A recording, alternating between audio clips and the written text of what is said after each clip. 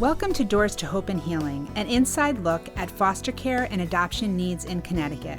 My name is Jacqueline Ford. I have had the honor of working for the department for close to 30 years, and although I may be familiar with many of the topics I bring to you, I have invited experts in those fields to help dispel the myths and misconceptions that often act as barriers. Join us as we open our doors to an inside look at the Department of Children and Families. Hello, Dayna and Dayna, my two guests today. We have Dayna Snell from the Department of Children and Families, and we have Dayna Began, who also works for the state. And what is the name of the agency? The Department of Mental Health and Addiction Services. Thank you. Thank you both for being here. So today we're going to talk about the Learning Inventory of Skills Training, which we refer to as LIST. We use a lot of those acronyms throughout the state agencies. And we're going to talk about the services that we provide to the teens that are in DCF care. But before we start talking about the LIST assessment and that whole program, I just want you to tell the viewers a little bit about yourselves. So Dayna, I'd like to start with you. Can you tell us a little bit about yourself? Hi, I'm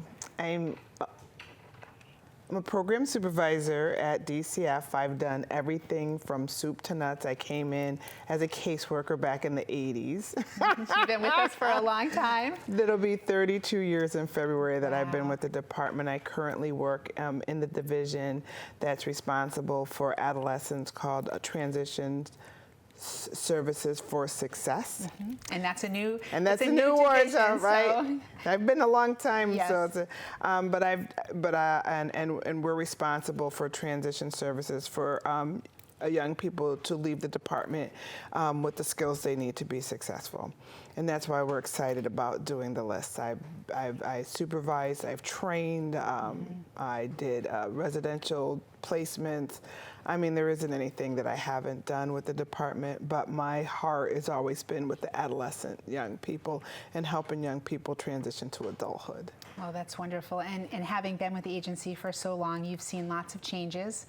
And, yes. And what would you say, before we get into it, would you say that we've improved our connection to our teens as far as helping to best prepare them for life after DCF? I think our values changed as an agency from when I started.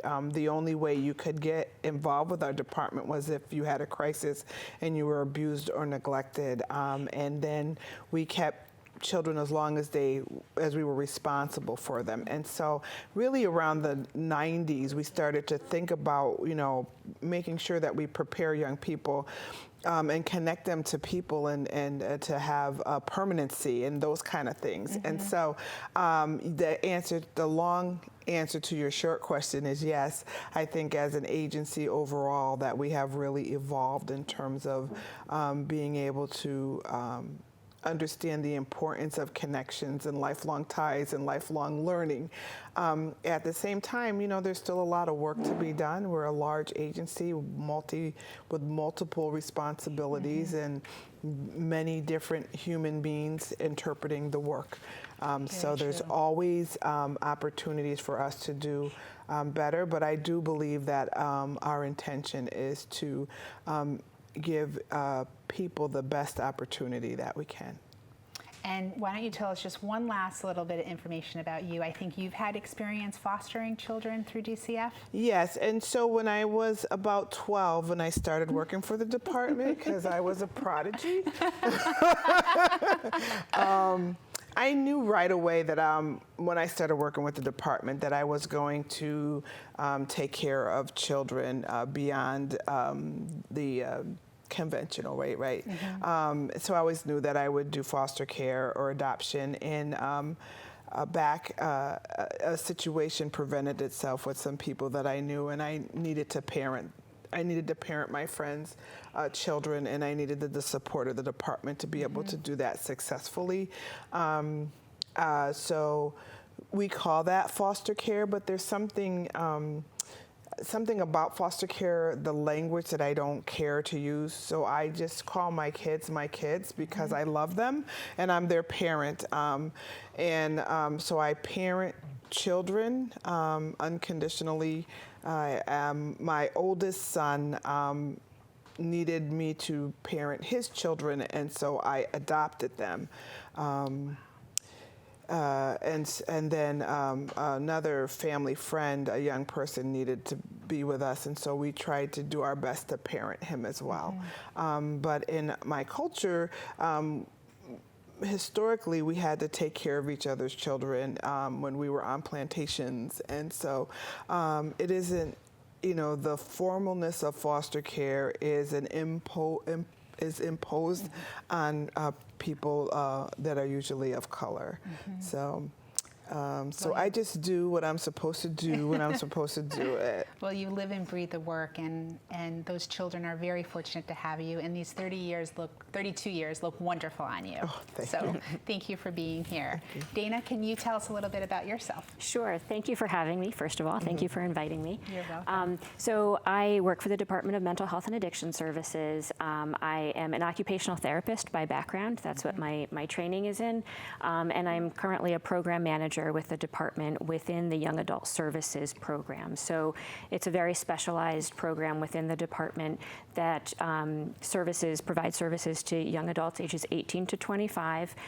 We have 18 young adult programs statewide. We cover the entire state. And my role within the department is that I oversee employment and education services for our young people, as well as overseeing the Life Skills Initiative, which involves the LIST, the Learning Inventory of Skills training, and making sure that our young adults are learning the skills that they need to become more independent and more self-sufficient. And it's been a really nice partnership. DEMIS and DCF have a memorandum of agreement where our department gets many of our referrals from the Department of Children and Families, and it's been a really nice partnership with the Department of Children and Families to have this nice continuity of care, because DCF is starting the life skills and the use of the LIST as young as age 14, and then when they come to our services at age 18, they've had a good 4 years of skill building that we can then pick up where they left off and continue on and really give our young people the best chance of success. Well, that's wonderful. And in speaking with Dayna to prepare for our show, she said you two are the dynamic duo. So it's great to have you both on in that collaboration between the agencies, so that we're not duplicating efforts and we're working collaboratively for the best sake of our kids. So let's talk about the Learning Inventory of Skills training, which is LIST, L-I-S-T. What is LIST? Dayna? Sure. So Learning Inventory of Skills training, essentially what it is it was actually developed several years ago, probably back around 2007, within DEMIS, and it was a small group of occupational therapists that had gotten together and were looking at trying to find a functional assessment that we wanted to adopt for our young adult population and that we wanted to standardize across all of our occupational therapy services. And so it actually was developed based on a tool that came out of the Department of Social Services from Washington State called the Life Skills Inventory, or LSI, as we all love acronyms. And so we broadened that tool. That tool originally only had 12 life skill domains, and we wanted to expand on that. And throughout several years of working on it and developing it within DEMIS, we were able to add an additional 7 or 8 domains. And then when we began our partnership with DCF around the use of the tool, DCF helped also with us and collaborated with us to add more domains, like the permanency domain. We added a medication management domain. So it has really been a work in progress over the last several years, probably since about 2007.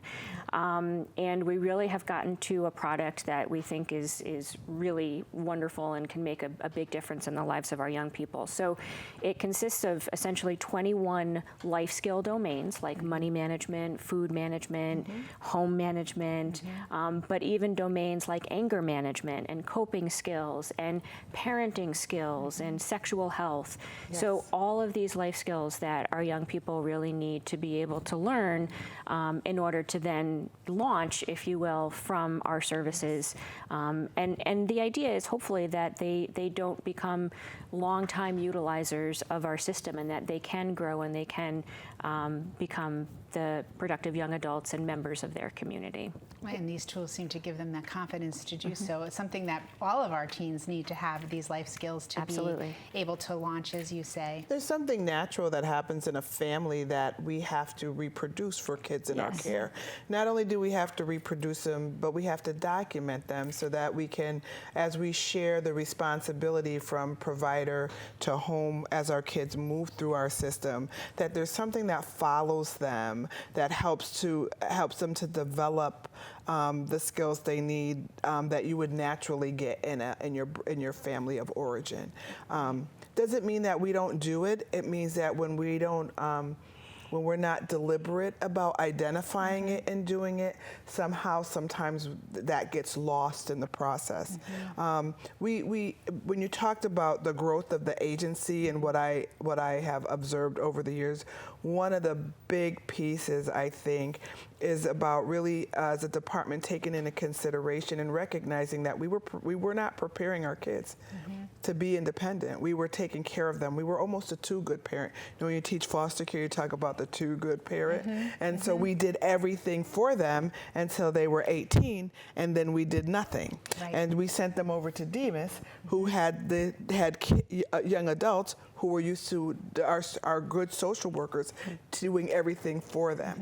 So this was also, this marriage was very important for us so that we could really deliberately focus on that transition of services, but to also be able to translate that to wherever our kids go. Because part of the interesting difference between the list for Demas and the list for DCF is Demas has a specific population that they serve, and the people who are doing the work are also caring for them, right, in whatever capacity that is, whereas we have all different levels of learning abilities and what their potential capacity is, and so we have to plan and practice for all of that. So this marriage between Demas helps us be able to focus and identify how to deliberately translate that into other areas where if our kids are going to college, how do we transfer that? If our kids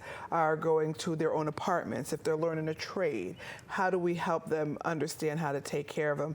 And also, because the services by DCF are implemented by our providers, not our social workers. Our social workers are to make sure it happens, but our providers are implementing the services, is that we then also hold our providers accountable for making sure that our young people are prepared to live independently and to not be sort of, not Enabled. Right, or not responsible. You know, we talk about the life skills as lifelong learning, and that one of the things that I always talk about when I'm doing the training is that this life skill is not an exercise in compliance. So we want workers and providers to be implementing this service because it's necessary for the survival of our young people post-services. In order to do that, you can't be worried about, if you met the requirement, because that takes away from the quality of the services. And we are interested in quality, not quantity. We are interested in lifelong learning and not a contractual compliance. And when you talk about providers, are you referring to our foster families and our group home staff? Is that who you're referring to when you say providers? So yes, so providers are those in which we enter into a contract with for services. And so those agencies include therapeutic foster care. Those services include therapeutic group home, residential facilities. It also includes CHAP and CHAIR. It also includes independent post services. Work to Learn is one of we also do independent contracts with credentialed community-based life skill providers, and that's also managed by our ABH, Advanced Behavioral Health. And they too are responsible for providing those services for our kids in our core kin and fictive kin homes. So how do you access the list? How do we access that? It depends on who we are. So if it's a provider, if it's a... So our goal in training is to have every provider have a certified trained trainer. Dayna and I certify trained trainers. We've made some significant progress. That was sort of the plan G. You know, we had we had step A, step B, and step C. And one of those things we talked about when we first got together was making sure we had a strong train-the-trainer program. How do you access is what you asked me. Yes. Just in case you thought I wasn't getting back to that. No, I knew you were going to come back to it. So the list tool itself is available on the DMIS website. It's also available on the DCF list website. What it is, it's a link to the DMIS website, the actual tool itself. It is a hefty tool to look at, and if you only looked at the paper, you would believe that this was some major test, when in actuality, trained trainers recognize that it's a tool that they're supposed to use to access information by observation and interaction and skills. But it isn't a checkoff that you're supposed to fill out in front of the young person. So it's almost, I mean, not a working document, but it's something that you're doing. It's not like a one-time sit and face-to-face and fill this out. It's you're doing it as you're having these experiences. We give 30 days to complete the list. Okay. No, anyone who does it in a day isn't doing it properly. Accurately, and getting that full picture of where that child is at in their life skills. And it really is designed to be interactive with the young person as well. We really want to make sure that the young person has a voice in the services that they're receiving and the skills that they're learning, and they're an active partner in working with the staff around identifying what their own strengths are and what their own needs are. Sure. So that's an important part of it too, and that also makes them feel part of their own process, that they have some control and some ownership of their own life course and their own life direction. The other nice part about the website, the DMIS website, where the list is located, is that we do have a manual, which means that we have a very detailed document of how to do the list. Although Dayna and I are very we want to make sure that people have the training and the knowledge, but we also have the manual with the information as well. So there's always that to go back to get a refresher of how to do it. It's very specific in, these are strategies for how you can observe these skills, and these are the answers that would indicate if they're able to complete the skill. So it's somewhat prescriptive in that manner, so there's some standardization of the tool so that we're all kind of observing the same things in the same way. And as well, we wanted to make this really user-friendly for the staff, both in DCF and in DMIS that were using it, that may not have a background in how to teach skills to young people or how to teach skills, period. So we do have curricula. We have very specific associated curricula that match the tool for all 21 life skill domains. So if I'm a worker that wants to teach my young person life skills, I can go to the website, I can look at the money management domain, and I can literally download a curriculum to be able to teach those skills. Well, that's great. So it gives you ideas on how to do that. I mean, Correct. I've been at the Youth Advisory Board meetings at times at DCF, and I see how those teens are learning life skills and the checkbooks and developing their financial plans at that age. So go back to before you had said, what's the age range that we utilize this list assessment? So 14 and older are required to have list assessments. That list assessment is done annually. We identify 3 specific areas at the most that they're going to work on. At the 6th month, we assess the progress on the ones that they're working on. And annually we assess, we do a full assessment again. So so when we talk about lifelong learning, right, it's every 6 months. Every year we go through the whole thing, and then in the 6-month interval, we then check the progress that we're making. Sometimes kids make progress on the whole list that isn't anything that we train them on, but life has taught them some increased skills.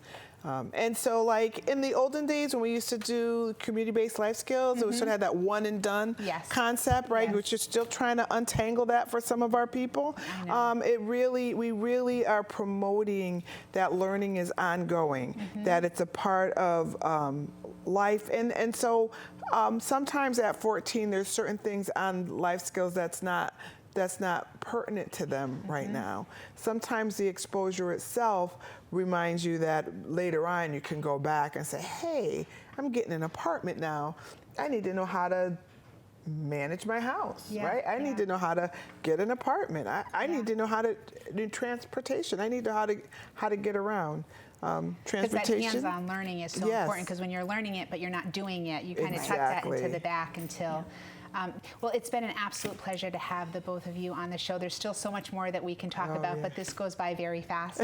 But I'm, working for the agency. It's so nice to know that we have this tool and that it's a working document, and that we keep revisiting that for our youth, so that when our youth are in the community and they're young adults, that they're equipped with the best life skills that they can have. Thank you all for watching today. If you're interested in being a foster or adoptive parent, please visit CT Foster Adopt for more information. And if you'd like information about lists, refer to the DCF State of Connecticut website. Thank you for joining us. I have a story that needs to be told.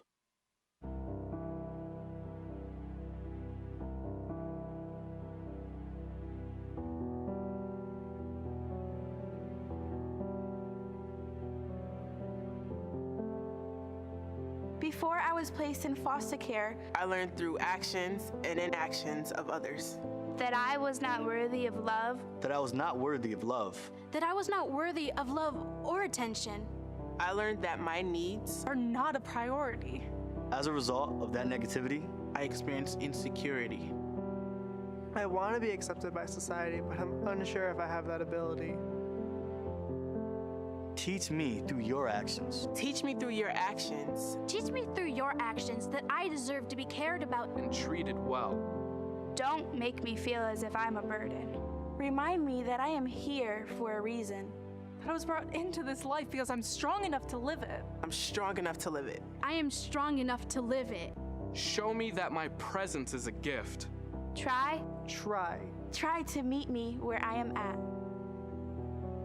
Give to me without expecting anything in return. Because I may be too hurt and angry to express appreciation when you're trying to help me. But trust that one day, One day, I will remember that you gave to me. That you gave to me in this way. can you meet me where I'm at? Let me be sad sometimes. Give me room to mess up and make mistakes. because mistakes are opportunities. To learn and grow. By forgiving me, you teach me how to forgive.